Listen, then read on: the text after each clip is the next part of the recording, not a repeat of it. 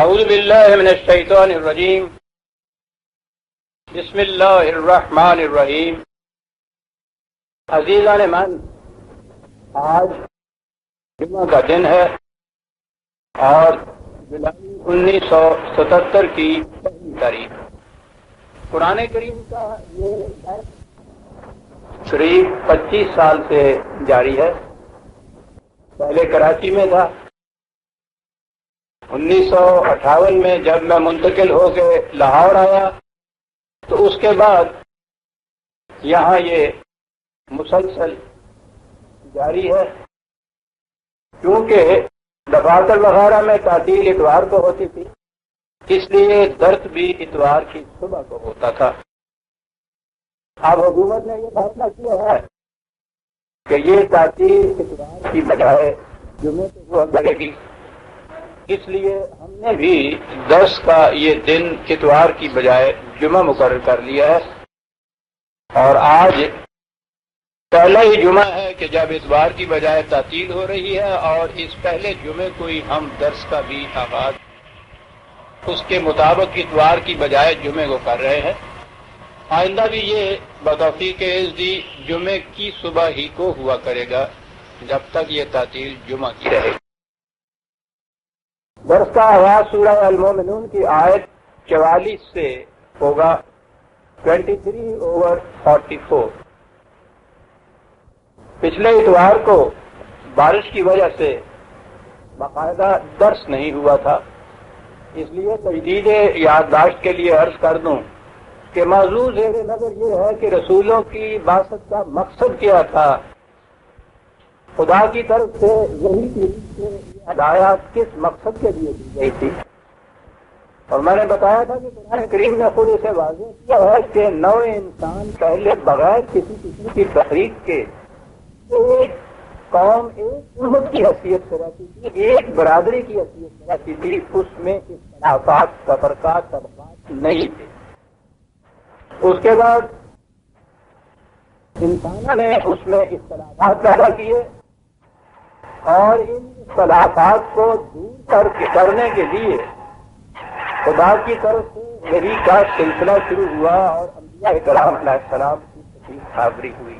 ان کا مقصد یہ تھا کہ اس وحی کے ذریعے جو خدا انہیں عطا کرتا ہے، جسے کتاب کہا جاتا ہے، وہ انسانوں کی پیدا کردہ اس تفریق کو، اختلاف کو مٹا کر پھر سے نو انسان کو ایک عالمگیر برادری بنا دے۔ اس اصول کے تابع اس نے انبیاء سابقہ اور اقوام گزشتہ کی تاریخ کے حوالے ضرور قرآن کریم میں خود بیان کیے ہیں، اور وہاں بتایا ہے کہ ہر نبی جو آتا تھا اپنے دور میں جو بین اختلاف پیدا ہو گئے ہوئے تھے انسانیت کے اندر، وہ اپنے دائرہ اثر نفوذ کے اندر ان کو مٹانے کی کوشش کرتا تھا۔ اس سلسلے میں حضرت نوح علیہ السلام، حضرت ہود علیہ السلام، حضرت صالح علیہ السلام، یعنی قوم نوح، قوم عاد اور قوم ثمود کی داستانیں ہمارے سامنے پہلے آ چکی ہیں، اور یہ بتایا جا چکا ہے کہ حضرت نوح علیہ السلام نسلی امتیاز کے خلاف صدائے احتجاج بلند کرنے کے لیے آئے۔ حضرت ہود علیہ السلام نے یہ کہا کہ ایک قوم محض قوت کی زور پر دوسری قوموں کو جو جا کے اپنا معصوم بنا لیتی ہے اور ان پہ استبداد کرتی ہے، یہ تفرقہ مٹنا چاہیے۔ حضرت صالح علیہ السلام کے دور میں یہ بات بتائی گئی کہ یہ جو جاگیردار طبقہ زمینوں کے اوپر سام بن کر بیٹھ جاتا ہے اور اسے اپنی ملکیت تصور کرتا ہے، اور غریب چرواہے، آج کی اصطلاح میں انہیں کاشتکار یا مزارع کہیے، ان کا کوئی حق ہی تسلیم نہیں کیا جاتا، یہ بالکل غیر فطری چیز ہے، خدا کی منشا کے خلاف ہے، وہ اسے مٹانے کے لیے آئے۔ اور اس کے بعد قرآن کریم نے کہا ہے کہ ثم ارسلنا رسلنا تترا، اس کے بعد یہ رسولوں کا سلسلہ جاری رہا۔ زمانے وقفے کے بعد مسلسل کسی چیز کا آنا ہو تو تسلسل اس میں، لیکن وقفہ امت رسول یہ روش جاری رہی، رسول آتا رہا، وہ سفر کے مٹانے کی کوشش کرتا رہا، اس کی قوم نے اس کی تکذیب کی، اس کی بات نہ مانی، اس کی مخالفت کی۔ فَأَتْبَعْنَا بَعْضَهُمْ بَعْضًا، چنانچہ جو اس سے پہلے ان قوموں کا انجام ہوا تھا اس تکذیب اور اس انکار اور سرکشی کی وجہ سے، یہی انجام ہر قوم کا ہوتا رہا. تو لفظوں میں بات کہہ دی کہ احادیث ان کے افسانے باقی رہ گئے، قومیں ختم ہو گئی، ان کے افسانے باقی رہ گئے. قوم لا یؤمنون، اور ایک ہی اصول کہ جو قوم بھی خدا کے اس بنیادی اصول سے انکار کرے گی، اس سے اختلاف کرے گی، وہ معروف ہو جائے گی زندگی کی سوال. یہ کہنے کے بعد وہ آ گئے، قرآن کریم آ جاتا ہے فرعون کے زمانے پر، اور کہا یہ ہے کہ ثم ارسلنا موسیٰ واخاہ ہارون بآیاتنا وسلطان مبین الی فرعون وملئہ. پھر ہم نے موسیٰ کو اور اس کے بھائی کو ہارون کو اپنے واضح قوانین کے ساتھ، مضبوط دلائل کے ساتھ، فرعون اور اس کے وہی ملائے جو پہلے بھی آتا رہا ہے لفظ، اس کے سرداروں و اکابرین کی طرف ہم نے انہیں بھیجا. فاستکبروا، انہوں نے بڑی تکبر، نخوت برتی، اس قوت کے نشے میں مدہوش، استکبار. وقام قوم عالین، بڑی سرکش قوم تھی وہ. قرآن کریم میں عزیزان رحمان یوں تو انبیاء کرام کی داستانیں اور ان کی قوم کے قصے آتے ہیں، لیکن جس جامعیت تفصیل کے ساتھ قوم بنی اسرائیل کا قصہ اور فرعون کی داستان ہے، یا شیخ صاحب ضرب سلیم حضرت موسیٰ علیہ السلام اور فرعون کی داستان ہے، کسی دوسری قوم کی یا دوسرے نبی کی داستان اس تفصیل سے نہیں ہے، اور اس کی خاص اہمیت ہے. پہلی قوموں کے اندر ہم نے یہ دیکھا ہے کہ ایک اختلافی چیز تھی، ایک طبقاتی چیز تھی، اس میں ایک نئی چیز آئی ہے سامنے. یعنی پہلے یہ چیز تھی کہ وہ قوم اپنے دائرے کے اندر ایک قوم ہوتی، نسل کی جہت پہ تھی تو پھر بھی وہ ایک قوم تھی، وطن کی جہت پہ تھی تو پھر بھی وہ ساری کی ساری ایک قوم تھی. یہاں ایک بالکل نئی چیز آتی ہے کہ ایک وطن کے اندر، جیسے آج کی اصطلاح میں یہ جو ٹیریٹوریل جسے آپ کہتے ہیں، جغرافیائی حدود کے اندر بسنے والے افراد آج بھی آپ کے ہاں قومیت کے معیار کے مطابق ایک قوم تصور کیے جاتے ہیں.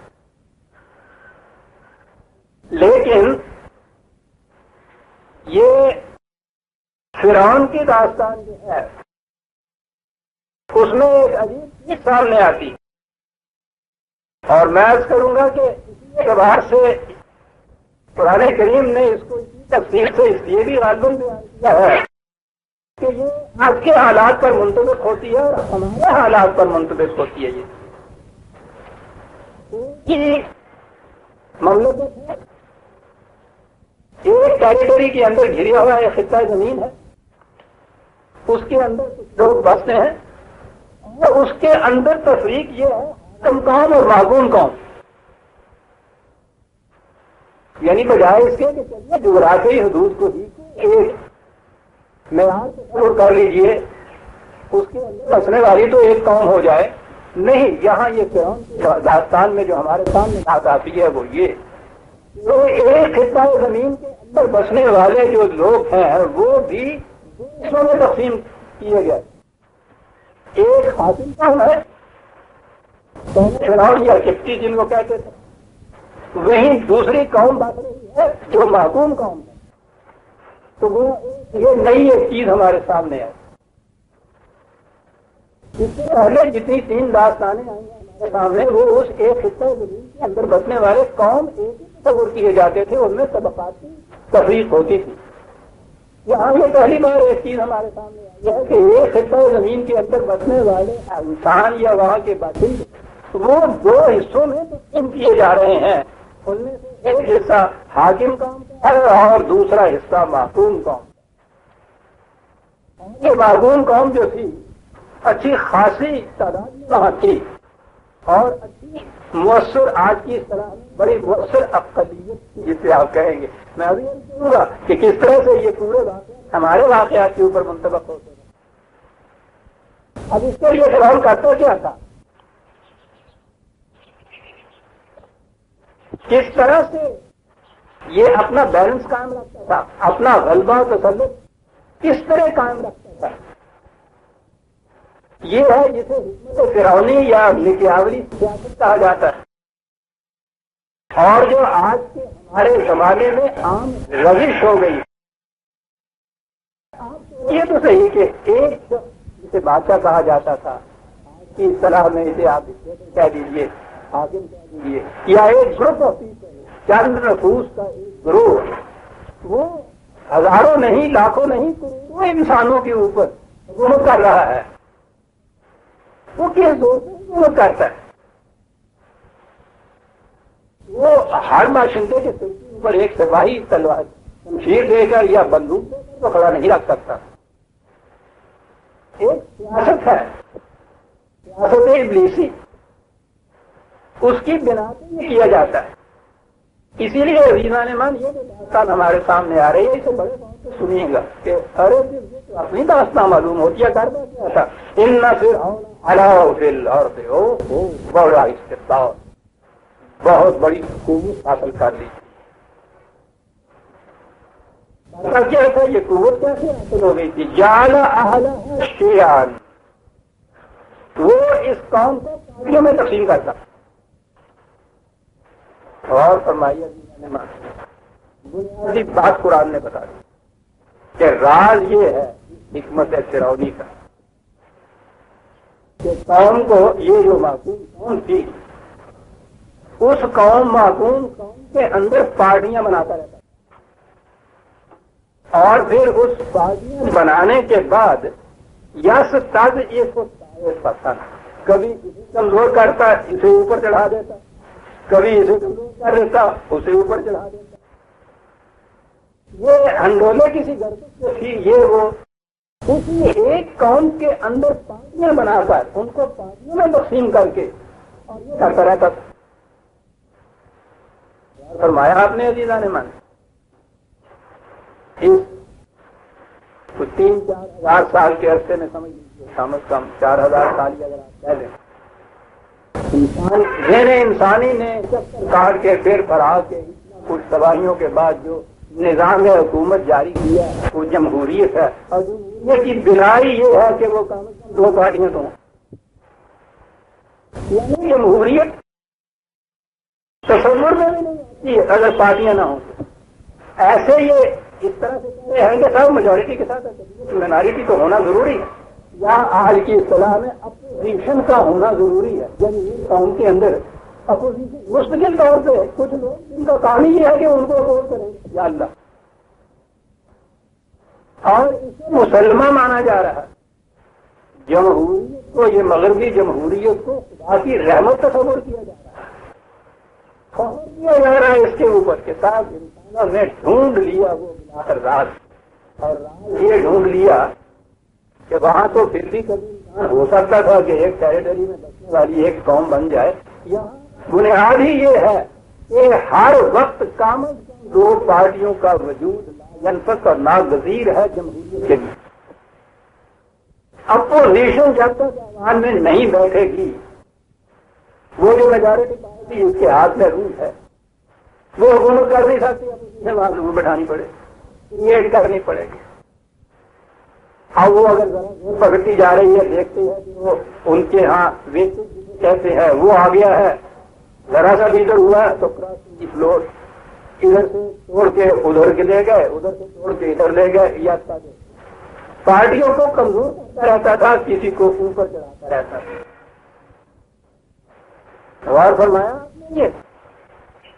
یہ سیاست فرعونی بات کوئی 4000 سال پہلے کی نہیں ہو رہی.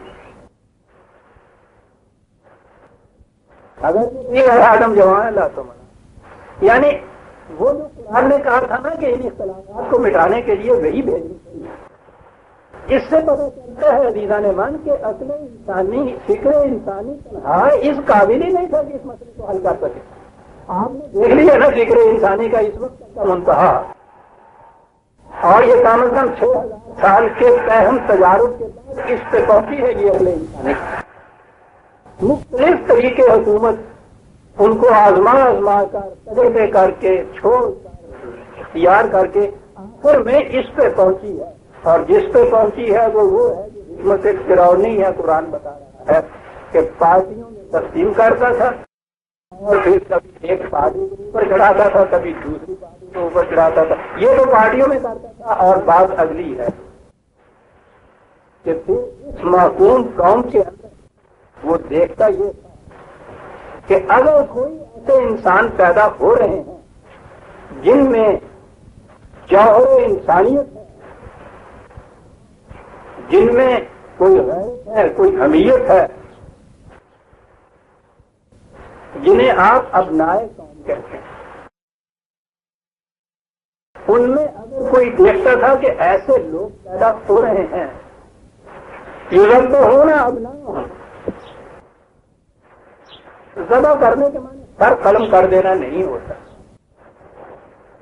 اس کے معنی کمزور کر دینا، ذلیل کر دینا، ایسی کیفیت اور حیثیت جاری کر دینا کہ وہ مؤثر نہ رہے، کسی کو غیر مؤثر بنانا۔ عربی زبان میں قتل اور ذبح کا لفظ اس کے لیے جاتا ہے۔ اب نہ جو ان کے اندر نظر آتے تھے ذرا سرکردہ سرفراز لوگ جو ہیں ان میں جوہر مردانیت ہے کہ وہ ان کو غیر مؤثر بنا دیتا تھا، یوں کیجیے انفیکٹو کر دیتا تھا۔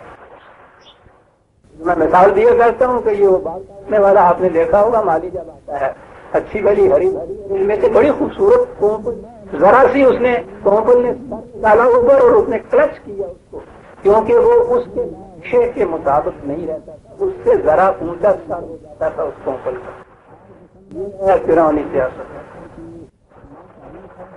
وہ اس بال کو رکھنا چاہتا ہے، وہ زندہ رکھنا چاہتا ہے انہیں، اس لیے کہ ان کو زندہ نہ رکھے تو وہ حکومت کس پہ کرے؟ حکومت تو محکوم افراد کے بغیر ممکن ہی نہیں، یعنی حاکم کا تصور نہیں ہو سکتا جب تک محکوم ساتھ نہ ہو۔ وہ اپنی محکوم کو حکومت کرنے کے لیے ان کو زندہ رکھتا تھا ضرور۔ مالی کی خاصاری خوبی ہے کہ باغ کے اندر کی اس کی بار جو ہے ہری بھری رہے، تناسا نمان توانا رہے، لیکن وہ اس کے نقشے کے مطابق اس سے ابھرنے نہ پائے۔ امنا ہوں وہ یکتا ہوں، اور جن میں دیکھتا تھا کہ یہ جوہر نہیں ہے، وہ یہ عربوں کا یہ محاورہ ہے، یہ بات نہیں ہے کہ قرآن نے یہ کہا ہے کہ نکاح جو ہے وہ ہوتی ہیں ایسے ہے اور نہ ایسے ہوتے ہیں ان کے ہاں، جیسے ہمارے ہاں یہ محاورہ ہو گیا نا، چوڑیاں نہیں رکھی ہم نے کوئی، یعنی اس سے عورت کی تعبیر و تذلیل مقصود نہیں ہوتی۔ محاورہ کہا جاتا ہے کہ وہ جن کے اندر ذرا سے بھی جوہر دیکھتا تھا ان کو تو کر دیتا تھا، اور ابھارتا تھا انہیں جنہوں نے چوڑیاں پہن رکھی ہوتی تھی۔ غور فرمائیے کہ یہ سیاست فرعونی کیا آج کی ابلیسی سیاست اس سے کچھ مختلف ہے؟ راضی یہ ہے اس اصطلاح یا اعلیٰ فی الارض جو قرآن نے کہا، یا استکبار جس کو اس نے کہا ہے، اس کا راز یہ ہے کہ ایک طبقہ محکوم ضرور ہے، محکوم طبقے میں پارٹیاں بناتے چلے گئے، کبھی اس کو ابھارا، کبھی اس کو چڑھایا، کبھی اس کو نیچا کیا، اور ان میں سے جس نے ذرا دیکھا کہ ذرا سرفرازی ابھارنے کی تھوڑی سی بھی صلاحیت یا ذہنیت یا خواہش یا آرزو پیدا ہوئی ہے، کلک کر کے رکھ لیا، آگے انہیں بڑھایا، جنہوں نے وہی ہمارا محاورہ، جنہوں نے چوڑیاں پہن رکھی، کہتا یہ وہ کرتا ہے۔ وَإِنَّهُ كَانَ مِنَ الْمُفْسِدِينَ، لفظ فساد دیکھیے کہاں لایا ہے قرآن۔ تو آپ نے دیکھا فساد کسے کہتے ہیں؟ یہ ہمارے ہاں تو یہ بڑا فساد ہی ہوتا ہے نا، جھگڑا وگڑا جو ہوتا ہے، یہ سیاست ہے جس کو فسادہ کے معنی نام پیدا کرنا ہوتا ہے، اصلاح کے معنی ہی ہمواری پیدا کرنا ہوتا ہے، یہ ناہمواریاں پیدا کی جاتی ہیں،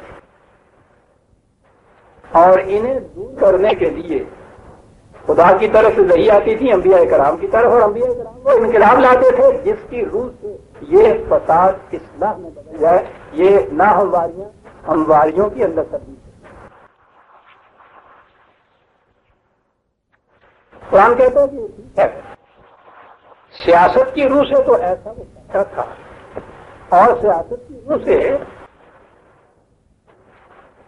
یہ بڑھاؤ چڑھاؤ جو ہے ہو بھی سکتا تھا، لیکن یہ کس طرح ممکن ہے کہ اتنی بڑی تعداد کے اندر لوگ اس قسم کے استبداد کو، کشی کو، ناانصافیوں کو برداشت کرتے چلے جائیں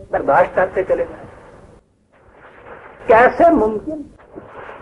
کہتا ہے اس کے لیے دعوت کا استعمال کیا جاتا ہے۔ کہا ہے کہ میں آگے بتاؤں گا کہ جب حضرت موسیٰ علیہ السلام گئے اور انہوں نے جا کے اپنا یہ مطالبہ پیش کیا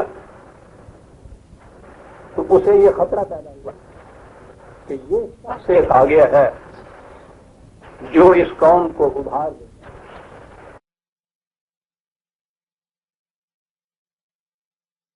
اس نے گانا شروع کیا۔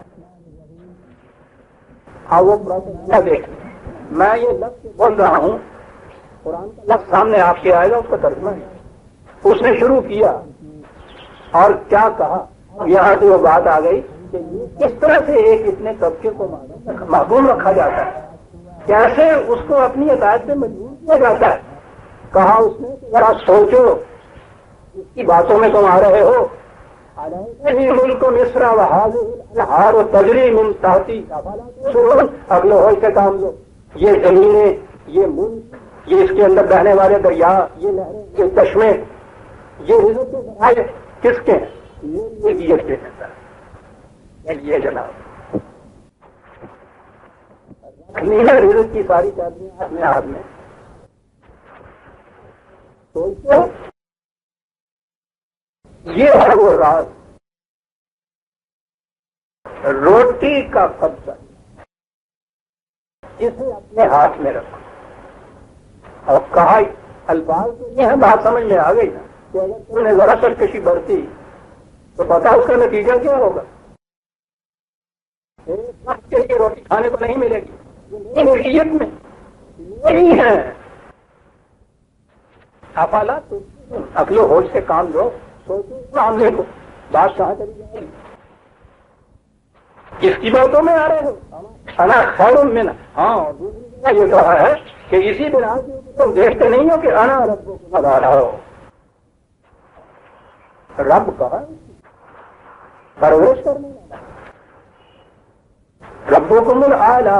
یہ سوچو کہ یہ چھوٹے چھوٹے دکاندار، یہ ڈپو، یہ راشن والے، یہ فوڈ والے، یہ جو ہے یہ تمہیں یہ چیزیں دیکھتے ہیں، بالکل نہیں۔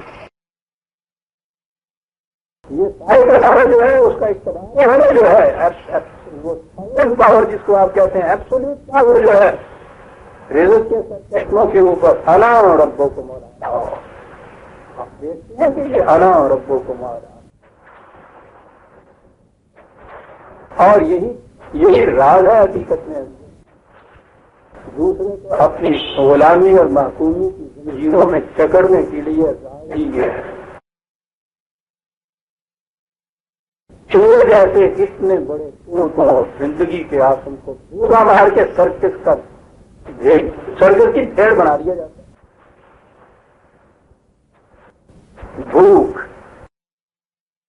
احتیاط، اس کے سرکسوں کے اوپر اپنا قبضہ جماؤ اور کہ انا ربکم الاعلی۔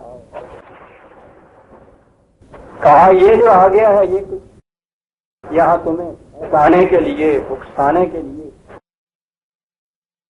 انا خیر من ھذا الذی هو مبین ولا یکاد یبین۔ دونوں نے ذرا موازنہ کر کے تو دیکھو، اس کو دیکھو بھائی کیا ہے اس کے پاس،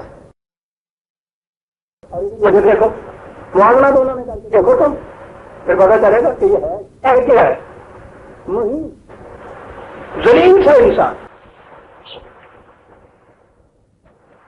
اور اس کو تو گنواڑ ہے۔ گئے تھے لیکن چونکہ رہے تھے وہاں اتنا عرصہ باہر گاؤں میں، دیہات میں، صحرا میں، جنگلوں میں، تو انہوں نے جو حضرت موسیٰ علیہ السلام نے اللہ تعالیٰ سے کہا تھا کہ مجھے بھیج تو رہے ہو فرعون کی طرف، تو وہ تو بڑے زبان، بڑی طلاقت ہے ان کے ہاں، وہ مناظروں میں مباحثوں کے اندر اگر آ گئے تو ان کا زور ہے، تو میں جانتا ہوں، میں وہیں کا تو رہنے والا ہوں، مجھ میں وہ بات ابھی رہی نہیں ہے، بھائی میرا بھی نہیں کہیں، اسے میرے ساتھ کر دے۔ وہ جو ہمارے یہاں ہے نا کہ وہ حضرت موسیٰ علیہ السلام کی زبان میں لکنت تھی، اور لکنت کا بھی افسانہ بڑا عمدہ ہے، 12 وقتوں میں ضائع کروں ان میں، لکنت کا نہیں ہے، طلاقت کا۔ زبان سے. اور آگے بات آتی ہے یہ جس طرح عظیم مناظرہ ہوا ہے حضرت موسیٰ علیہ السلام اور وہ جو آواز تھے ان کے ہاں کے وہ مجلس اجوائیت جب سامنے آئی ہے حامان، تو اس میں تو یہ ساری چیزیں جو تھی طلاقت تو بانی تھی، مناظرہ تھا، اس میں واقعی بڑی ضرورت تھی اس کی. یہ اندازہ لگایا تھا حضرت موسیٰ علیہ السلام نے. کہا کہ اس کو دیکھو حالت اس کی یہ ہے، فقیر سلندر کہیں کا، بولنا تو آتا نہیں ہے اور برابری کا دعویٰ کرنے آگے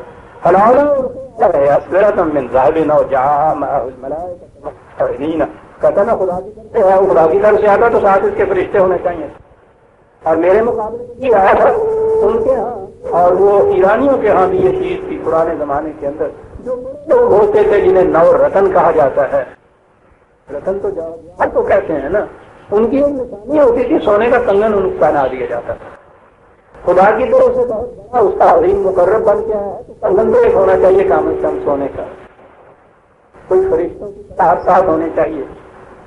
چلے آئے وہاں سے اور آ کے کہنے لگے کہ ہاں صاحب چھوڑ دیجیے.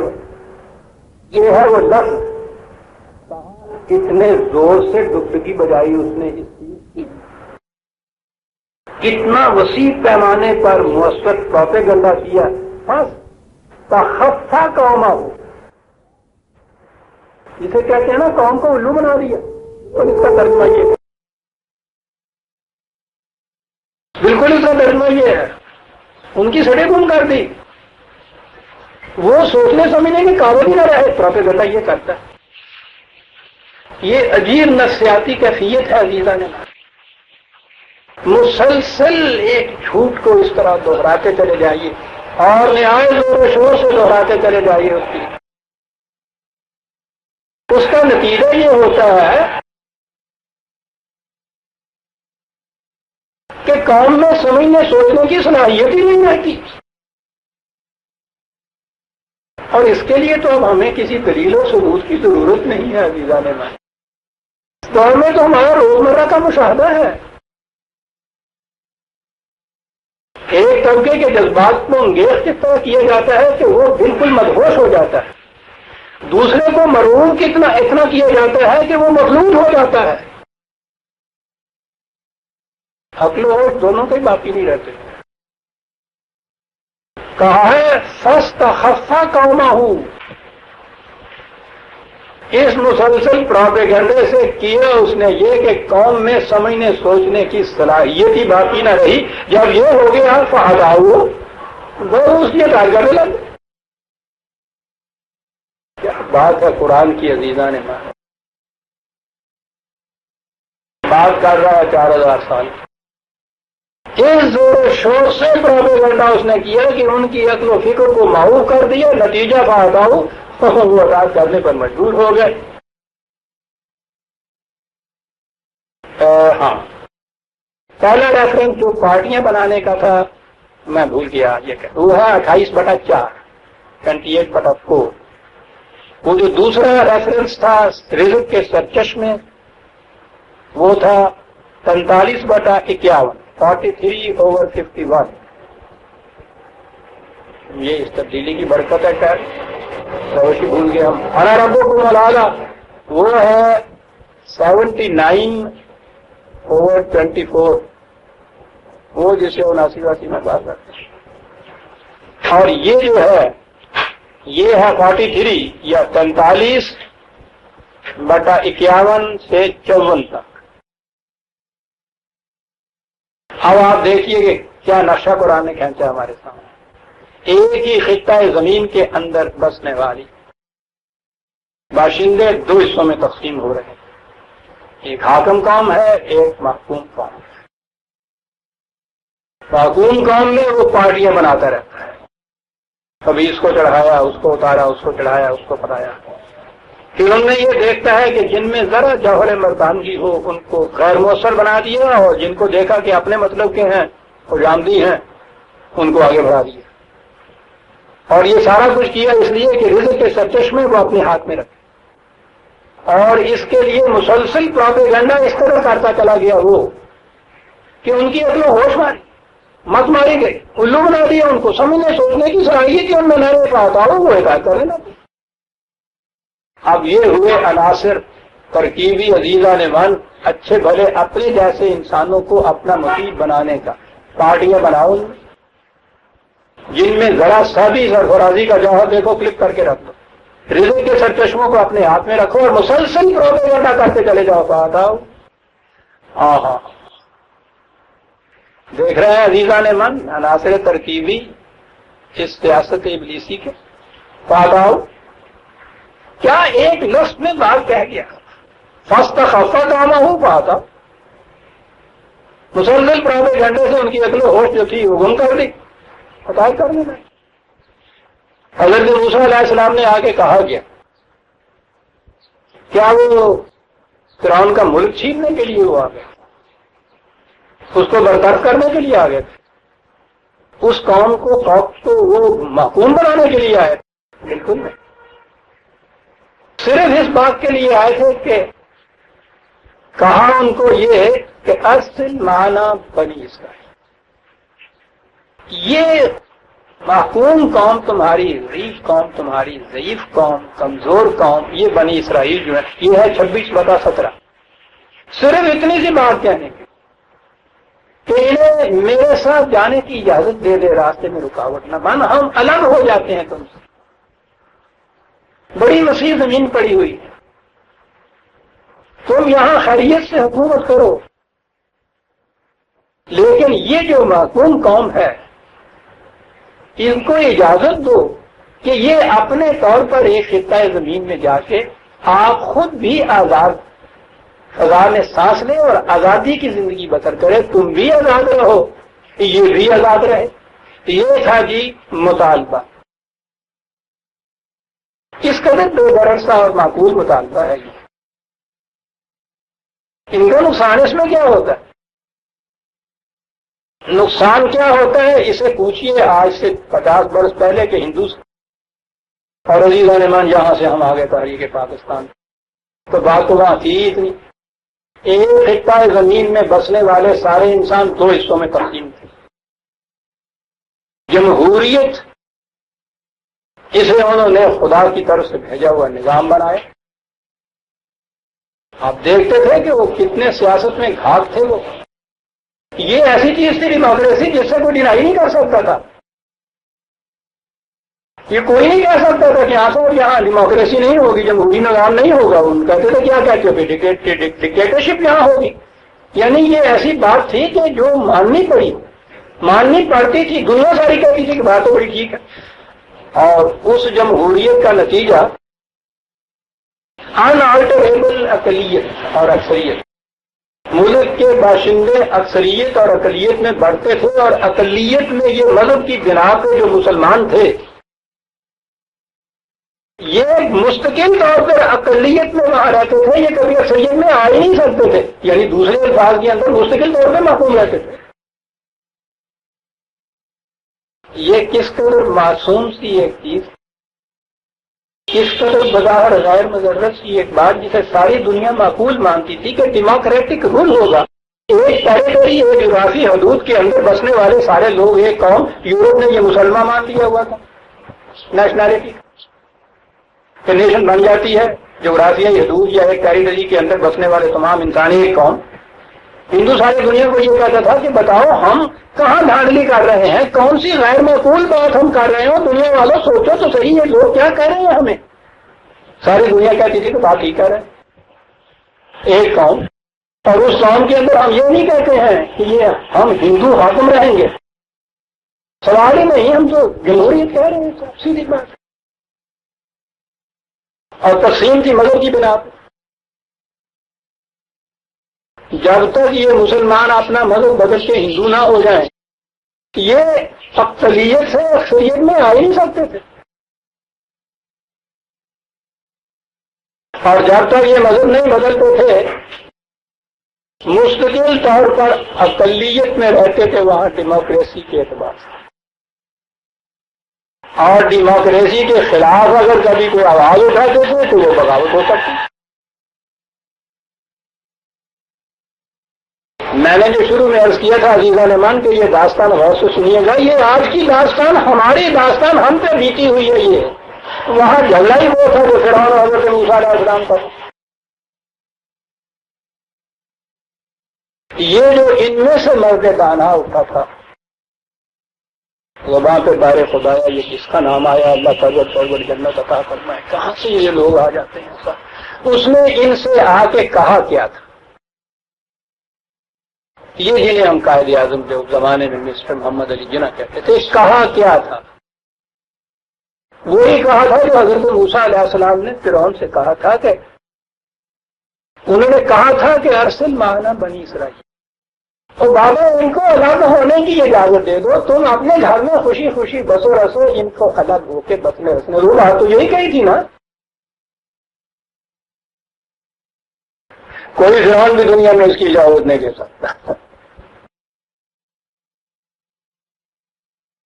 عزیزان امان، آپ پھر درمیان میں کچھ میں آئی جاتی ہے، کیا کہوں، اس دور کے اندر جو تھا، اس دور کے طلوع اسلام کو دیکھیے، یہ چیز تھی جو ہم پیش کرتے تھے طلوع اسلام کے روپ سے، کہ یہ ساری سیاست فرعونی ہے، صرف آج اس نے پردہ اور نقاب اور اوڑھ رکھا ہے، پردہ اور ڈال رکھا ہے، الفاظ اور تراش رکھے ہیں، ڈیموکریسی نام اس کا رکھا ہوا ہے، یہ فرعونی چیز ہے ساری۔ ہمارا مطالبہ کیا ہے؟ یہی کہ یہ خدا کے بندے، ابھی میں عرض کروں گا حضرت موسیٰ علیہ السلام نے کیا بات کہی تھی،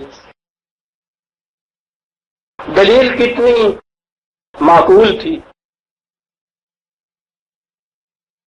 دلائل کے ساتھ یہ پیش کرتے تھے۔ فرعون کہتا تھا اپنے قوم سے، کہتا تھا کہ یہ اس کی بات سنیں، تمہیں معلوم ہے کہ یہ کون ہے، اس کی بات سنیں، قومہما لنا عابدون، یہ ہمارے معقول قوم کے فرد ہیں، ان کی یہ اس قابل نہیں کہ ان کی بات سنی جائے۔ یہی جواب ہمیں ملتا تھا تاریخ پاکستان میں، کس طرح استہزاء کے ساتھ جواہر لال نے کہا تھا کہ یہ اپنا مستقل الگ کلچر مانگتے ہیں اور اس کی حفاظت چاہتے ہیں۔ میں تو سمجھتا ہوں مسلمان کا کلچر ٹوٹی دار زوٹے اور علی گڑھ پجامے کے علاوہ کوئی ہے ہی نہیں۔ استہزاء، اس نے کہا تھا کہ ہندوستان کے اندر صرف دو قوتیں بستی ہیں، انگریز یا کانگریس، ہندو، یعنی وہ اس تیسری قوت کو قوت ہی نہیں مانتا تھا۔ شروع میں اتنا عرصہ اس کی کوشش کرتے رہے کہ مذاکراتی ہوں، بات جو ہے کہیں بیٹھ کے طے ہو، وہ کہتے تھے کہ صاحب یہ قوم اس قابل نہیں ہے کہ ان سے کوئی بات کی جائے، قوم جو ہے وہ تو کانگریس ہے۔ یعنی فرعون نے کہا تھا کہ میں اس سے بات کیا کروں، اس شخص سے، قوم ہمارا نام عابدون، وہ معقول قوم کا فرد اور اس قابل ہے کہ حاکم قوم کے فرد سے آ کے برابری کا دعویٰ کرے اور کہے کہ ہم سے بات کر لو راؤنڈ ٹیبل کے اوپر بیٹھ کر۔ اس پہ جھگڑا رہا مجھوں کہ بات ہی ان سے نہیں کی جا سکتی۔ وائسرائے سے انگریز سے دنیا سے کہتے تھے کہ ساری دنیا میں جو اکثریت کی پارٹی ہوتی ہے بات تو اس سے کی جاتی ہے، وہ کہتے تھے، وہ برٹش گورنمنٹ سے یہ کہتے تھے کہ بات ہم سے کرو، یہاں آ کے یہ الگ الگ تم نے جو ایک منورٹی سے الگ بات کرنی شروع کر دی، یہ تو تمہارے اپنے اصول سے کتاب ہے، یہ جو ہے یہ معقول قوم کے افراد ہیں۔ اور عزیزان مان، ہزار عیب کا ایک عیب معقول قوم کا فرض ہے، ایک ہی دلیل کافی ہے، معقول قوم کا فرض۔ ہندو اپنے اچھوتوں کو اتنا ذلیل نہیں سمجھتا تھا جتنا مسلمان کو ذلیل سمجھتا تھا۔ میں تو اس علاقے کا رہنے والا تھا جہاں اکثریت ہماری تھی، اس شہر کا رہنے والا تھا جہاں ممتاز حیثیت مسلمانوں کے گھرانوں کی تھی۔ اب تک یاد ہے عزیزان من، ہندو دودھ بیچنے والا تھا، اس کے ہاں سد شکر یہ نئی نسل ہماری کہ آپ نے ہندو نہیں دیکھا، اور بدقسمتی آپ کی کہ آپ نے ہندو کو نہیں دیکھا، آپ کو پتہ نہیں ہندو کیا تھا۔ اسی لیے آج یہ آوازیں اٹھ رہی ہیں کہ صاحب کیا لے لیا ہم نے پاکستان بنا کے، وہاں رہتے بڑا ٹھیک تھا، اچھے راستے بستے، ان کو پتہ نہیں ہے کہ کیا تھا۔ میں سناتا ہوں آپ کو، معاف رکھیے گا یہاں جو بات جو آگی، میں نے پہلے شہر کہا ہے، علاقہ کہا ہے جہاں ہماری اکثریت تھی ضلع گرداسپور کی، شہر کہا ہے جہاں بڑی اکثریت تھی، وہ محلہ کہا ہے جہاں محلہ چودھریاں اس کا نام تھا، بڑی ممتاز حیثیت تھی ہم لوگوں کی، اس کا میں فرق تھا۔ وہاں اسی محلے میں ہمارے بھروسے کے اوپر ہندو دکاندار دودھ بیچنے والا جو تھا وہ وہاں تھا۔ ہندو جو گاہک آتے تھے دودھ لینے والے، اس کے لیے ہندو یہ دودھ باٹیاں کہنے تھا پتلیاں، ان کے لیے الگ انہوں نے صاف کر کے رکھی ہوئی ہوتی تھی، وہ لیتے تھے پیتے تھے۔ انہوں نے دروازے کے باہر ایک وہ چھینکا لٹکا رکھا تھا، اس چھینکے کے اندر ایک پیالہ مٹی کا رکھا ہوتا، مسلمان اس کے ہاں جاتا تھا تو وہ اس کی طرف اشارہ کرتا تھا، ہم وہ پیالہ وہاں سے اٹھاتے تھے، وہ اتنے اونچا کر کے گڑوی اپنی کا پانی جو تھا کہ اس کی چھینٹ نہ پڑ جائے، اس کی گڑوی پہ ہمارے پیالے کے پانی، اسی کے پانی کی جو پیالے کو چھو جاتی اس میں پانی ڈالتا، ہم خود اسے دھوتے تھے، پھر اس سے وہ دودھ لیتے، وہ دودھ پینے کے بعد پھر اسی طرح سے وہ پانی نکالتا تھا، اس میں اسے ہم دھوتے تھے اور اس چھینکے میں رکھتے تھے۔ دو چھینکے ہوتے تھے، دائیں کی طرف بائیں کی طرف، ادھر چھینکا مسلمان کا تھا، ادھر چھینکا چولہے میں ہوں، بس اسی چولہے میں جا کے اٹھے چودھری اسے لاتے کہ ہم وہ ہمارے محلہ پوچھا چودھریوں کا تھا جس کے اندر وہ دکاندار تھا، قیمت لیتے تھے اس سے، وہی قیمت دیتے یا شاید ہم سے 4 پیسے زیادہ ہی لیتا ہوگا کم وقت، لیکن کیفیت یہ تھی کہ یہ 2 پیالے اب تک یاد ہیں۔ اب معلوم نہیں کیوں یہ چیز تھی کہ وہی رد عمل تھا کہ میں نے یہ اس زمانے میں عہد کیا، بچہ سا تھا کہ میں ہندو کے ہاتھ کی چھوئی ہوئی چیز نہیں کھاؤں گا، میں نے ساری عمر نہیں کھائی اس کے بعد۔ ہماری غیرت کو چیلنج دیا جاتا تھا، اس سے آپ اندازہ لگا لیجیے رینا نے مان کہ ہندو کیا تھا، اور اس سے اندازہ لگائیے کہ جب فرعون نے کہا ہے کہ اس شخص میں بات کرو وقام و حمال ادا عالدون، معقول قوم کا فرد اور برابری کا دعویٰ کر کے بات کرنے کے لیے ہم سے آ گیا ہے۔ عزیزان ایمان، یہ ہماری وہاں حالت ہے، قدم قدم پہ سجدہ شکرانہ ادا کرو بارگاہ خداوندی میں کہ تم اس ذلت سے بچے، ہم سے پوچھو ہمارے ساتھ کیا ہوتا تھا۔ میں نے تو ذرا سی مثال آپ کو دی ہے، قوم ہما جنا معقول، اور پھر آہستہ آہستہ معقولوں کی حالت بھی یہ ہو جائے۔ ہماری اپنی ہی قوم کے لوگ تھے کہ جو اس صاحب ضرب کریم کے نقش قدم پہ چلنے والا محمد علی جناح جو صرف یہ کہتا تھا کہ اس قوم کو جانے کی اجازت ہے، اسی قوم کے افراد تھے جو اس قدر مخالفت کر رہے تھے اس کی اور اس کے مطالبے کی کہ ہندو کا مقابلہ کرنا تو آسان تھا ہمارے لیے عزیزان ایمان، انگریز کا مقابلہ کرنا آسان تھا، جیسا کہ قائد اعظم نے مجھ کو بلا کے کہا کہ یہ جو اپنی قوم کے افراد اور پھر مذہب کا لبادہ اوڑھ کے جو مخالفت میں آ گئے ہیں، ان کا مقابلہ کرنا بڑا ہی مشکل ہے۔ وہاں یہ نظر آتا تھا کہ معقوم قوم جو ہے پھر اس کی ذہنیت کس قدر پست ہو جاتی، کتنے سستے بکتے ہیں پھر وہ۔ ان کے بکنے کی داستانیں یہاں نہیں کسی دوسری جگہ لکھوں گے، کتنے سستے بکتے تھے۔ یہی وہ مقام ہے جہاں چیخ کے اقبال نے کہا تھا کہ دین اور دانش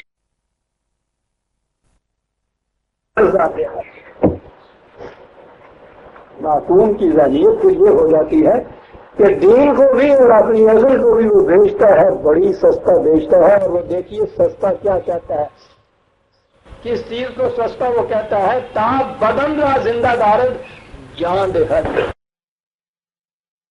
جسم کو زندہ رکھنے کے لیے جان بیچ دیتا ہے۔ یہ اس وقت کہا تھا اس بات جب وہاں ہمارے ساتھ یہ ہو رہا تھا۔ بڑے بڑے مقدسین تھے جو آ رہے تھے، بڑا دعویٰ تھا ہم علماء دین ہونے کا۔ وہ کہتے گھر کے بر لب ہائے او نام خداس،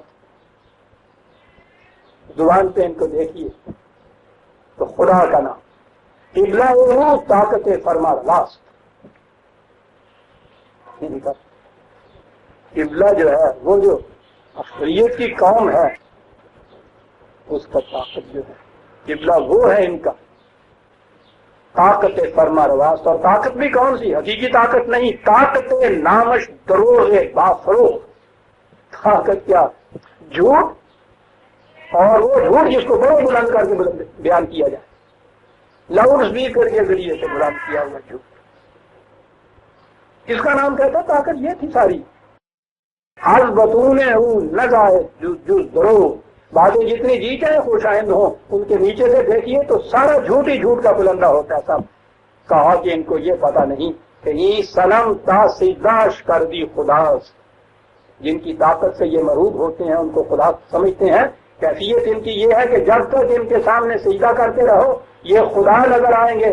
کیوں یدو اندر تیار آئی فلاس، ذرا اٹھ کر کھڑے ہو جاؤ، خود بخود یہ بات ختم ہو جائے گی. عزیزان من، مٹھی بھر وہاں کے مسلمان جو تھے اس تاریخ کے اندر اٹھ کے کھڑے ہوئے. اندازہ لگائیے 4 گنا ہم سے زیادہ ہندو، پوری انگریز کی سلطنت ساری کی ساری کہاں اٹھی صاحب؟ کاہے سے؟ کیوں یدے اندر قیام آئی، اٹھ کے کھڑے ہو جاؤ.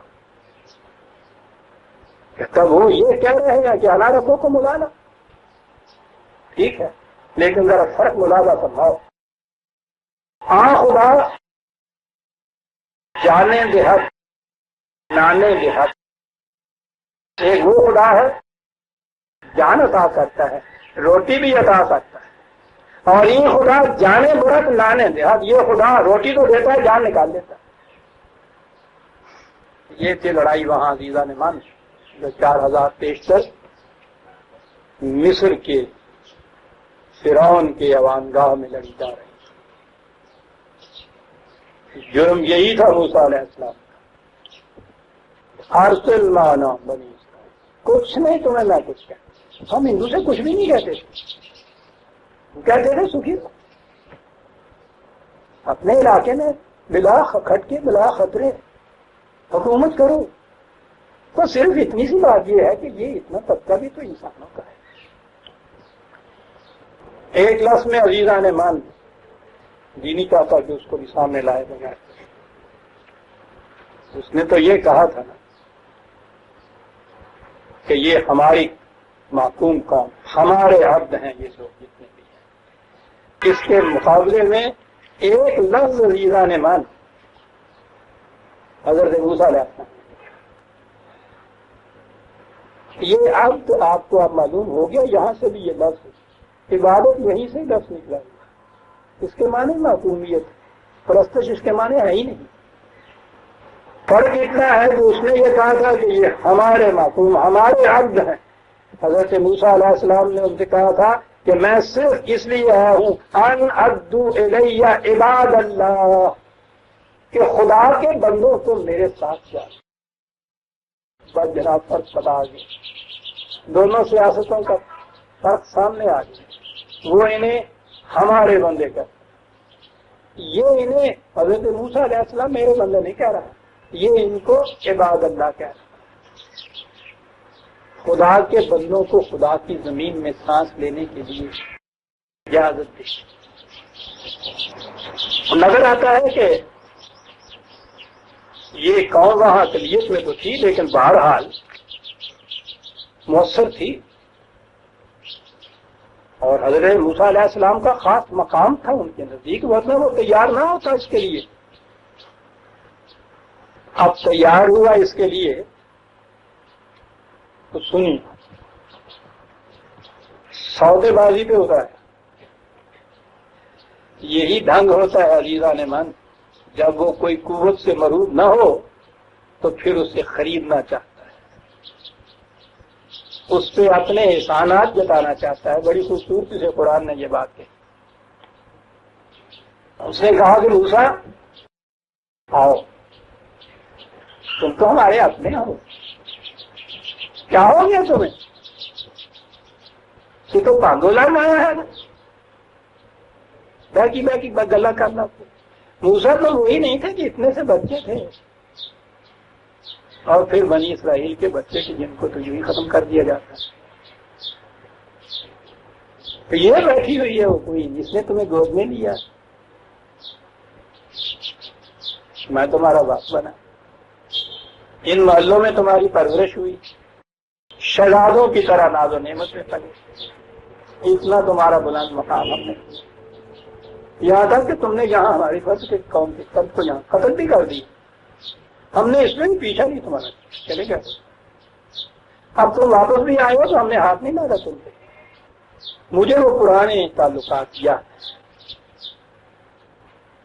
مجھے یاد ہے وہ ذرا تمہیں یاد ہو یہ نہ یاد ہو، کیوں موسیٰ یہ ہیں باتیں؟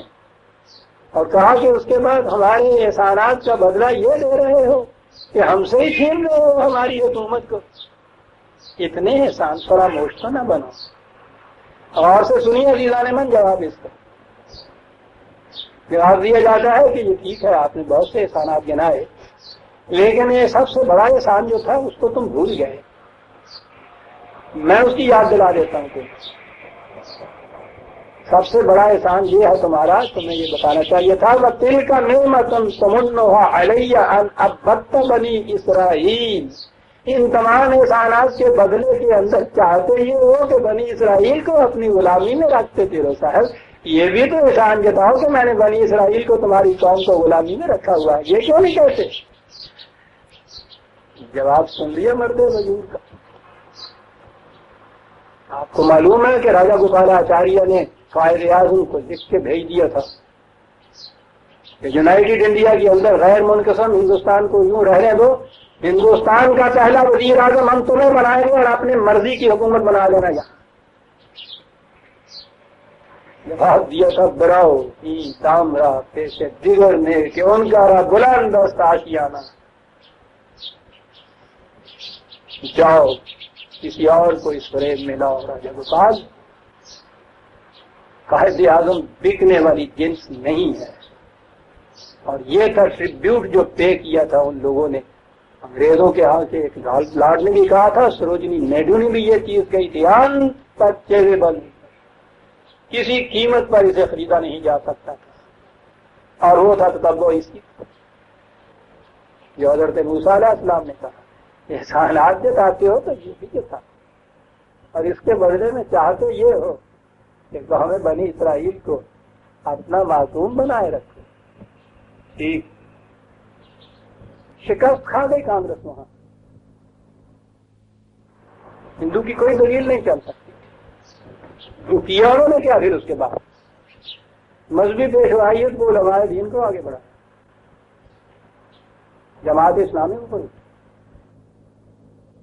انہوں نے وہاں کہا یہ مسلمانوں سے جو ساتھ دے رہے تھے اس تاریخ کا، کہ جسے یہ کہہ رہے ہیں کہ وہاں جا کے ایک ایسی حکومت قائم کریں گے جو اسلامی مملکت میں اسلامی حکومت ہوگی، خدا کی بادشاہ ہوگی، یاد رکھو یہ صاف فریب دے رہے ہیں، وہاں کی حکومت کافرانہ حکومت ہوگی، کافروں سے بدتر ہوگی، خدا کی لعنت اس کے اوپر ہوگی۔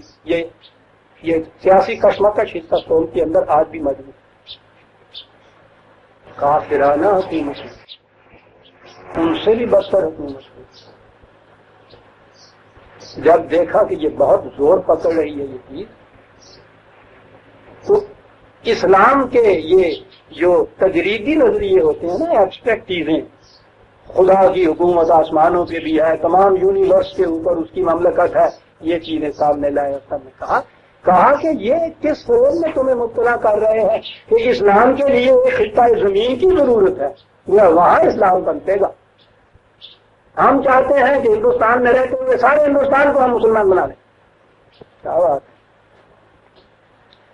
یہ دلیل دی جا رہی تھی، اتنے سے حصے کے اندر سمٹ گئے۔ اور یہ دلیل تھی کہ اسلام کے زندہ ہونے کے لیے کسی خطہ زمین کی ضرورت نہیں ہے، خطہ زمین رہنے دو ان کے لیے۔ وہ جو مشہور ہے وہ شادی کا کہ دو بھائیوں میں جو جھگڑا ہوا تھا جائیداد کے اوپر، مکان تھا ایک ہی، تو فیصلہ ہوتا نہیں تھا، تو اس نے کہا کہ ہاں ٹھیک ہے فیصلہ کیے دیتے ہیں، ہم فیصلہ کیا انہوں نے۔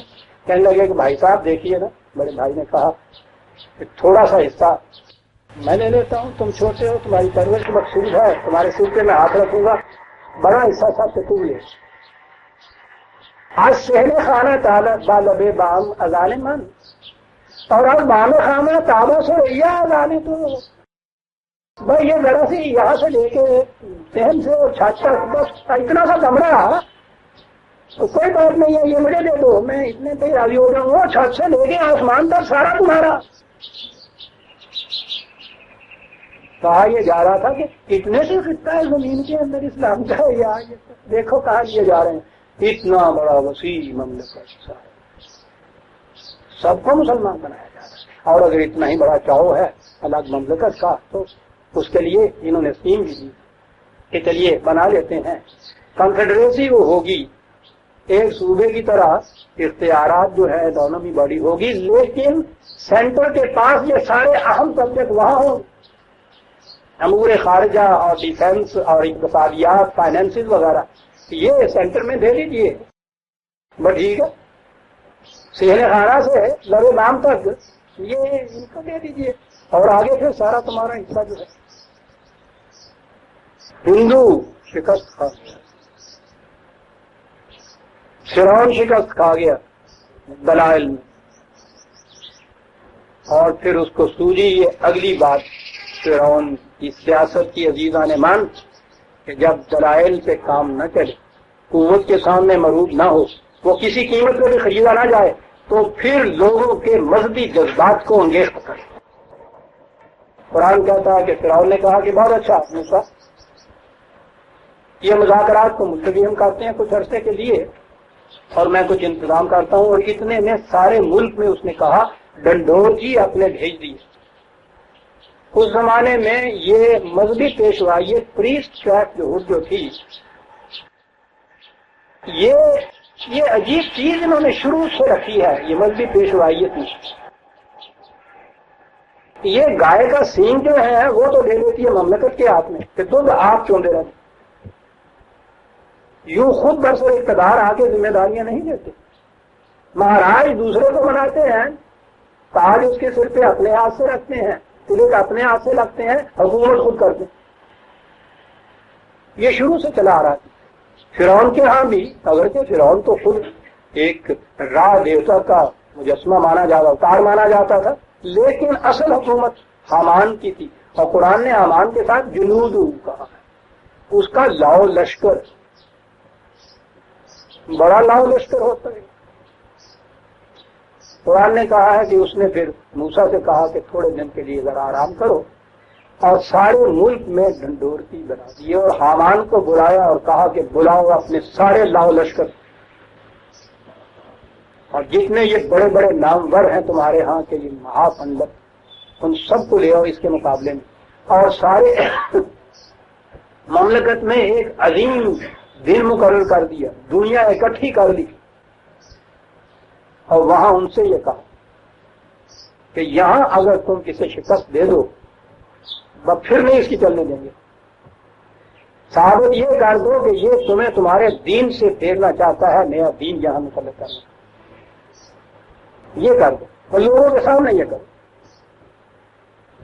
قرآن تو ہر مقام پہ عزیزہ رحمان وہی دکھتی ہوئی رات پکڑتا ہے، اس کا تو وہ یوں ہی بیان کرتا چلا آ رہا ہے، لیکن چلتے چلتے بات کیا جاتا ہے ایک رات کو، یہ مذہبی پیشوائیت للہیت ہوتی ہے ان کے اندر، خدا کے لیے یہ سب کچھ کرتے ہیں، کوئی اپنا مقصد نہیں ہوتا، کچھ نہیں ہوتا۔ تو کہتا ہے کہ جب یہ آئے اور ان کے نمائندے آئے، آگے بیٹھے، انہوں نے کہا کہ سرکار بات کون سی ہے، دیکھو تو صحیح، ہم چٹکیوں میں اڑا دیں گے اس کو۔ ٹھیک ہے، انہوں نے کہا بہت اچھی بات ہے، مذہب کا معاملہ ہے نا، مذہب کی حفاظت ہے، کہ نہیں یہ ٹھیک تو ہے مذہب کا معاملہ، لیکن پہلے یہ بتائیے کہ اگر ہم نے اس کو شکست دے دی تو ہمیں ملے گا کیا؟ پہلی چیز یہ ہوتی ہے پیسے انہوں نے پہلے ہمیں کیا ملے گا؟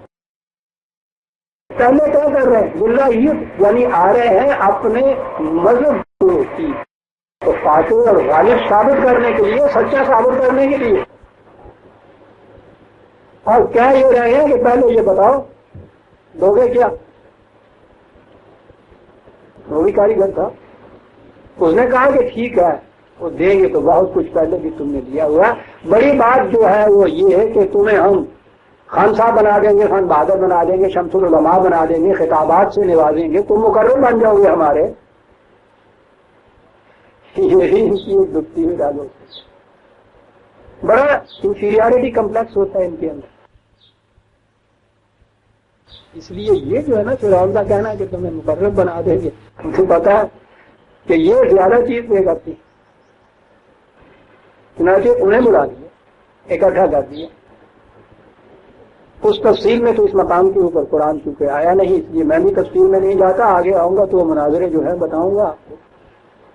یہاں تو اتنا ہی کہہ کے آگے بڑھ جانا چاہتا ہوں کہ انہوں نے اپنی فریب کاریوں سے رسیوں کو بھی سام بنا بنا کے دکھا دیا، بات بنی نا۔ یہ ہمیشہ رسیوں کو سام بنا بنا کے دکھاتے ہیں جیرانی، وہی پر مبنی دلائل کا اژدہا ان کو یوں نکل گیا کہ ان کا نام و نشان کہیں نظر نہ آیا۔ دین کے مقابلے میں مذہب ٹھہرتا ہو سکتا ہے۔ یہ ساری جتنی بھی یہ کشمکش ہے، اس کشمکش کے اندر ایک چیز ہے جو قرآن نے بتائی کہ خدا نے کہا کہ ہماری مشیت کبھی یہ بھی کیا کرتی۔ اب اس میں آپ دیکھیے، اور میں یہ سمجھتا ہوں کہ یہی وہ مشیت خداوندی سے معقوم قوم وہاں بھی ہمیں نظر آتا تھا پاکستان میں کہ اگر یہ ہندو اور انگریز اس بات پہ اڑ گیا، بزید ہو گیا، قوت ساری عزیزان من انگریز جیسی اس زمانے کی انگریز کی مملکت، سلطنت، غلبہ، تعلق اور حکومت کو جس کے متعلق یہ تھا کہ سن نیور سیٹس، اس کی مملکت کے اوپر سورج ڈوبتا ہی نہیں ہے، وہ ایک پارٹی ہندوستان کے اندر یہ پورے ہندو پوچھو نہ کہ کتنا تعلق تھا، اقتصادی تعلق تو اتنا بڑا تھا، اور ہندوستان کے اندر پھیلے ہوئے چھوٹی چھوٹی جگہ مسلمان تھوڑی تھوڑی اقلیت کے اندر جتنے تھے، پھر انہوں نے جس طرح سے وہاں جن سنگھ اور راشٹریہ سیوک سنگھ وہاں قائم کر لیا ہوا تھا، یہ پرائیویٹ آرمیز وہاں تیار ہو گئی ان کی ہمارے مقابلے کے۔ اس میں نظر بظاہر ایسا دکھائی دیتا تھا کہ یہ بہت مشکل ہے۔ یہی حالت وہاں فرعون کے زمانے میں اس اقلیت کی تھی، تو اس شکل نظر بظاہر نہیں آتی تھی کبھی کس کو بھی یہ کچھ ہوگا، لیکن قرآن کریم یہاں اپنے انداز میں ایک بات کہتا ہے کہ کبھی ایسا بھی ہوتا ہے کہ معقوم قوم کے لیے ہم اس قسم کے مواقع فراہم کر دیتے ہیں کہ ان کو آزادی حاصل ہو جائے۔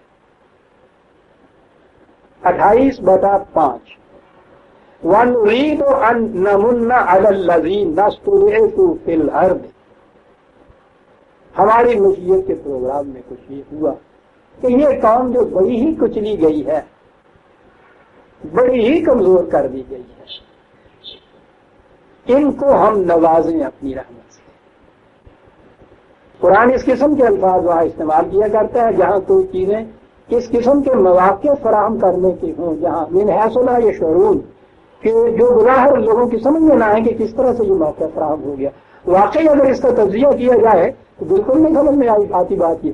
وہ بلیو نہیں کرتا تھا، نہ انگریز نہ ہندو، کہ واقعی ایسا ہو جائے گا، ایسا ممکن ہوگا۔ ماؤنٹ بیٹن آیا تھا یہ وہاں تہیہ کر کے کہ میں جا کے روکتا ہوں اس تقسیم کے مسئلے کو۔ اس نے کہا تھا یہ فیل ہو گیا ہے، یہ لیول وغیرہ جو تم نے بھیجے ہوئے ہیں، اس کو سلیکٹ کیا گیا تھا، یہ تو ایڈمرل تھا، جہازران تھا، اور اس کو خاص طور پہ جذباتی طور پہ اس لیے کہ یہ رائل فیملی کا تھا۔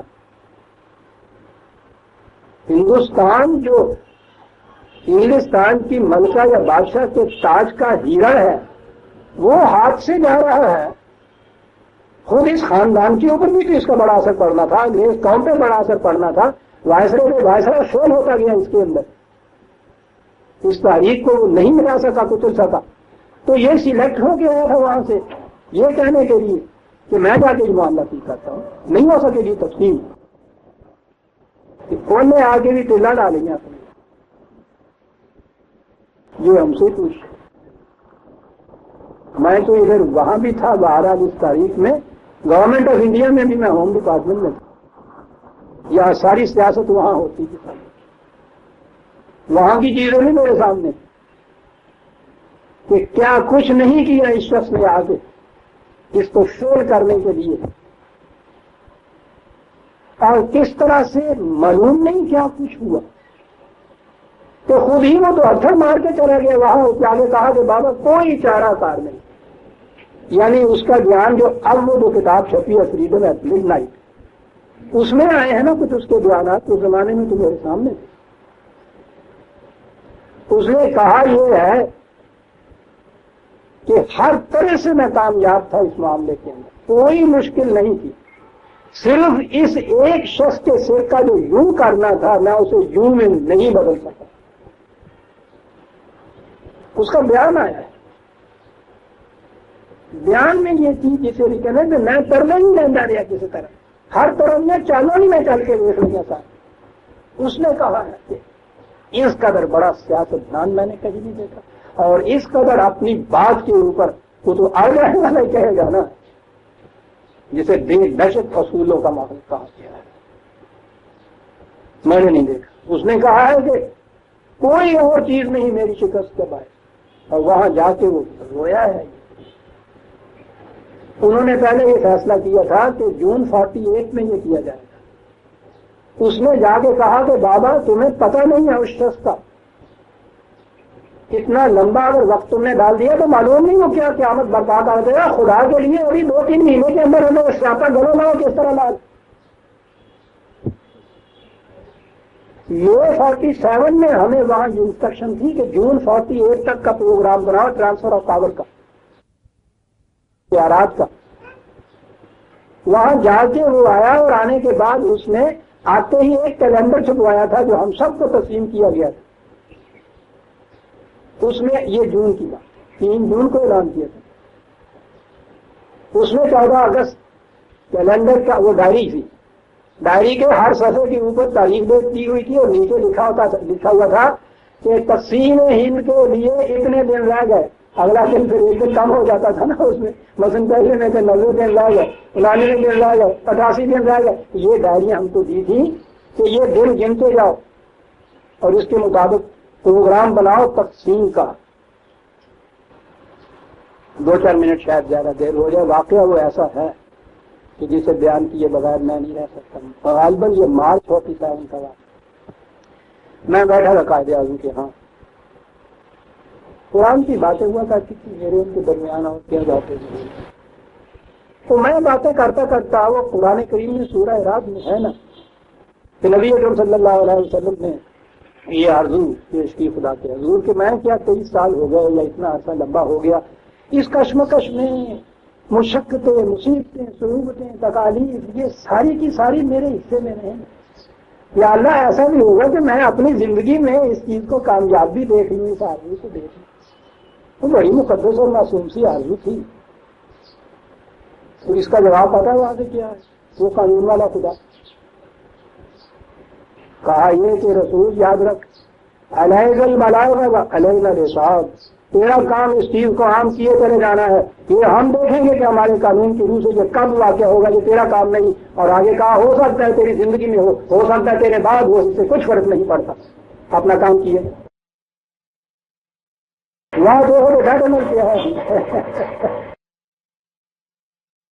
میں نے یہ قرآن کی آدمی سے کہہ دیا یہ ہو سکتا ہے کہ یہ بات کیا کرتے تھے تو آنکھ میں آنکھ ڈال کے ہم نہیں بات کیا کرتے تھے، کوئی کر ہی نہیں سکتا تھا اس طرح سے ہم سے۔ یہ بات نہیں تھی کہ کوئی ڈر ہوتا تھا، احترام اتنا ہوتا تھا اس کے اندر، اور وہ ہوں کہتے رہتے تھے ساتھ ساتھ، جس سے ہم سمجھتے تھے کہ ہاں بات چل رہی۔ میں نے یہ کہا، اس کے بعد لکھا تو وہ ہوں جو تھی وہ نہ آئی سامنے۔ میں نے کہا تو کیوں گئے؟ جوڑ کر کے دیکھا تو وہ کسی گہری سوچ میں ڈوب گئی۔ اب مجھے یہ یاد نہیں رہا کہ یہ کیوں ایسا ہو گیا، میں نے وہ کیا بات کہہ دی، میں نے کہا پتہ نہیں کیا چیز میں مجھ سے نکل گئی۔ منٹ کے بعد میں نے یہ عرض کیا کہ کوئی چیز ایسی ہو گئی، کہنے کہ نہیں تم نے تو ایسی بات نہیں کی۔ یوں ہی میرے ذہن میں یہ آیا کہ وہ خدا کے جو اپنی اتنی عظیم ہستی آخری رسول کی اس معصوم سی ایک آرزو کے اوپر بھی اس نے اپنے قانونی استثناء نہیں کی اور کہہ دیا کہ ہو سکتا ہے تیری زندگی میں ہو سکتا ہے تیرے بعد میں ہو، تم اس کے متعلق مت گھبراؤ، کام کرتے جاؤ۔ میں بھی یہ سمجھتا ہوں کہ اتنا عرصہ ہم یہ کرتے رہے، زندگی کے آخری دنوں میں میں پہنچ چکا ہوں، آرزو یہ ہے کہ اپنے سامنے شاید اس کو دیکھ لوں، لیکن خدا کی تم نے یہ بات جو کہی اس سے تو مجھے نظر آتا ہے کہ وہ تو کوئی گارنٹی اس سے نہیں دیکھا، تو اس سے تھوڑا سا احساس پیدا ہوا، اور میں نے ان آنکھوں میں آنسو بھی کر دبائے ہوئے دیکھے جس کو ان کو ضبط تھا کہ وہ آنکھوں میں آئے ہوئے آنسو کو بھی پھیر کے لے جایا کرتے تھے۔ میں نے محسوس کیا کہ اللہ یہ کیا کہہ دیا، میں نے کہا جی پھر نہیں کوئی بات نہیں، یوں ہی بات لوٹانے. میں نے کہا پھر حضور کی زندگی میں وہ ہو گیا نا وہ سارا کچھ. کہنے لگے ٹھیک ہے وہ تو ہو گیا، لیکن خدا نے تو اس کے لیے کوئی گارنٹی نہ نہیں کی. مارچ کی بات ہے کہ اس وقت بھی نہ انہیں اس کا یقین تھا نہ ہمیں یقین تھا کہ یہ یوں ہو جانے والا ہے. اور اب تک ان کی نصیحت جو ہم سے بھی آگے چلے گئے تھے وہ تو عزیزہ نے من اٹھا، میں کچھ افسردہ سا اٹھا تھا جانے لگا تو کہنے لگے کہ مجبور یہی کہا کرتے تھے بچے ادھر آؤ.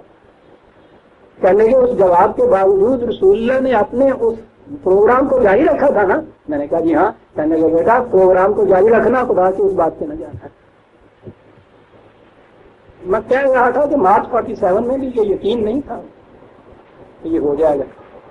اور وہ جا کے وہاں سے آیا اور 3 جون کو اس نے آن کے یہ تو بالکل غیر متوقع تھا جو اعلان اس نے آن کے یہ کرایا ہے 3 جون کو. ایسے مواقع ہیں جہاں قرآن کا یہ سامنے ہمارے آتی ہے چیز کہ وَنُرِيدُ أَن نُمَنَّ عَلَى الَّذِينَ اسْتُضْعِفُوا فِي الْأَرْضِ. ہم نے چاہا کہ یہ قوم جس کو یہ بڑا ہی کچل رہے ہیں ان کو کچھ احسان کریں، کچھ ان کو اپنی نوازش سے بہریاب کریں.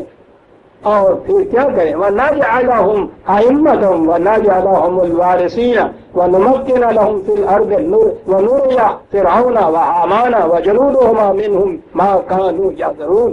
ہم نے یہ چاہا کہ پاسا پلٹ دیا جائے، انہیں ان کی زمینوں کا وارث بنایا جائے، اور یہ جس چیز کی مخالفت اتنا عرصہ کرتے رہے اور اس سے جو ڈرتے ہیں کہ کہیں یہ تسلیم نہ ہو جائے وہ ہو کے رہے، اور پھر وہ ہو کے رہی. قرآن کہتا ہے عزیزان مان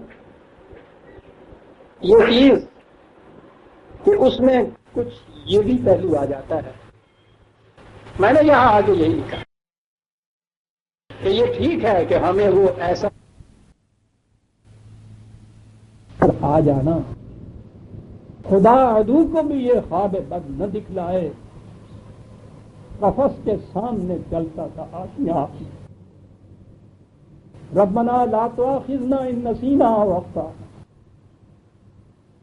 ربنا ولا تحمل علينا إصرا كما حملته على الذين من قبلنا ربنا ولا تحملنا ما لا طاقة لنا واعف عنا واغفر لنا وارحمنا. درخواست پھر اس کے بعد یہی ہے ہم خطا پوش، ہم سے بھول ہو گئی، ہم نے خطائیں کی، خیال ان کو نظر انداز کر ہمیں توفیق عطا کر دینا کہ جو جس انعام سے تم نے ہمیں نوازا تھا ہم اس سے یہ ہے عزیزان مان اگلی داستان. اس میں ایک ٹکڑا جو درمیان میں آیا ہے کہ مذہبی پیشوائیت آ کے کیا کیا ہے، یہاں اس کی تفصیل نہیں، قرآن کا اعجاز. اس کے فوری بعد حضرت عیسیٰ علیہ السلام کا وہ ذکر دیا ہے. یہاں ساری کشمکش اقتدار کے ساتھ تھی، حکومت کے ساتھ تھی، یہ ٹکراؤ فرعون کے ساتھ تھا. حضرت عیسیٰ علیہ السلام آتے ہیں، ان کا سارا ٹکراؤ مذہبی پیشوائیت کے ساتھ ہوتا ہے. ان کی زندگی یہ ہے، اور یہ چیز جو ہے یہ ہم اگلے درس میں دیں گے. ربنا تقبل منا انک انت السمیع العلیم.